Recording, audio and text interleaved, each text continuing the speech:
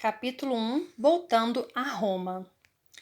Os ruídos das tábuas que reclamavam da longa viagem gradualmente iam diminuindo à medida que a grande embarcação chegava ao porto de Ostia, na costa italiana, grande porta de entrada em direção à Roma imperial.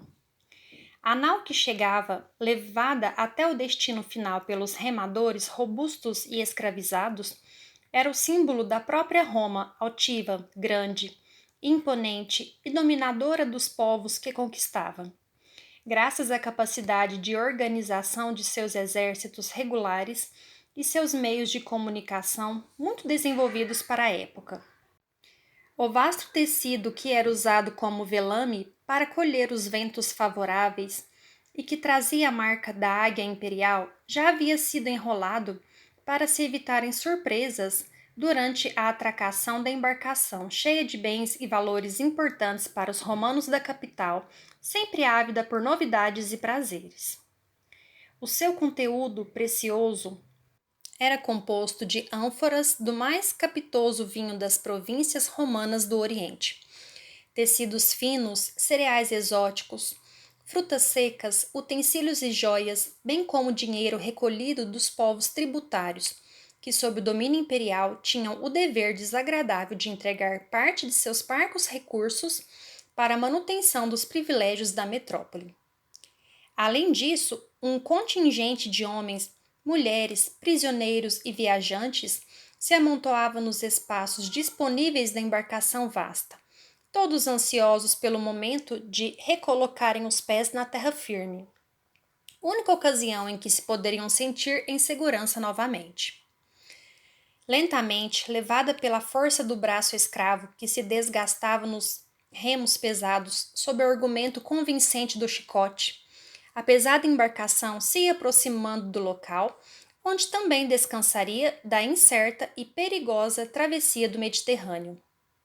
O comandante ordenava aos gritos as manobras necessárias para a perfeita chegada, evitando-se, assim, os riscos de danos ao patrimônio do Império sob a sua guarda e responsabilidade, tanto quanto para demonstrar a sua perícia na condução da nau imponente. Os homens, sob seu comando, se esforçavam para conduzir serenamente o grande corpo de madeira até o ponto de atracação, onde era esperada por uma outra multidão de ajudantes, negociantes, soldados e curiosos, sempre em busca de riqueza e oportunidades para conquistarem as migalhas do grande banquete representado pelos bens que ali se encastelavam. Eram pessoas que se ofereciam para descarregar a mercadoria como forma de ganharem alguma coisa pelo esforço empregado. Eram outras espreitando algum carregamento esquecido no solo por algum vigilante distraído e do qual subtrairiam alguma coisa, para depois venderem e embolsarem o dinheiro, nos golpes com que o homem, desde longa data, imagina que estará melhorando seu destino. Por isso tudo, a chegada de tal embarcação representava esperança para quem voltava à terra firme, tanto quanto significava expectativa para os que no solo se apinhavam à sua volta para conseguirem algo para si mesmos. Ao longe, Roma esperava. Um magote de soldados subiu a bordo tão logo a embarcação finalmente entregou-se às amarras e apresentou-se ao comandante para que este conhecesse a escolta que haveria de levar ao tesouro imperial os bens oriundos da coleta junto ao povo do Oriente, dirigido por Lucílio Barbatus. No gesto, característico dos militares que se saudavam em nome do imperador, dirigiu-se ele ao capitão da embarcação. Ave César, em nome de Tibério e da nossa deusa Fortuna, te saúdo o regresso. Nobre Cláudio, e aqui me apresento como representante da comitiva militar, com o dever de escoltar até a capital o representante do imperador no recolhimento do tributo das províncias orientais, a fim de que os bens que pertencem a Roma não se percam pelo caminho nas mãos de salteadores, sempre prontos a algum golpe contra o patrimônio alheio. Observando a expressão formal do soldado, já seu conhecido de algum tempo, Cláudio sorriu e disse: Vida longa a César e a você, Lucílio, pois que é um grande prazer escutar vozes diferentes dos gritos destes escravos, do barulho do chicote, do tambor, das amarras, do vento durante todos esses meses. O ruído do porto é como uma música para mim, agradável e cheia de cânticos de alegria. E a sua presença, assim, sempre dura e formal, logo irá converter-se em um sorriso de satisfação, quando puder comparar o tamanho de nosso carregamento com o de outras embarcações que aqui aportam orgulhosas de trazerem algumas coisinhas da redondeza. Venha comigo, e você mesmo verá como vai perder a pose de importante para dar lugar ao gesto de admiração e espanto. E dizendo isso, Cláudio tomou o braço de Lucílio, que se deixou conduzir serenamente para o interior da embarcação no rumo de seus porões mal cheirosos, mas abarrotados de mercadorias. Enquanto passava pelos corredores internos, onde se colocavam os assentos dos remadores e as correntes que os prendiam. O alvoroço da chegada transferia-se também para aquela região do navio, já que os subalternos do comandante tomavam as providências para o desembarque das pessoas, começando pelas mais importantes, ao mesmo tempo em que necessitavam administrar a subida e descida de carregadores das mercadorias.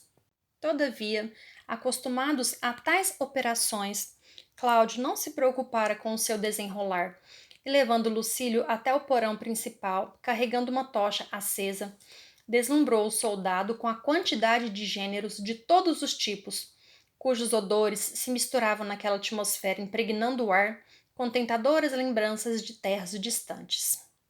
Pelos deuses, Cláudio, nunca vi uma coisa dessa na minha vida de soldado neste porto, exclamou admirado Lucílio.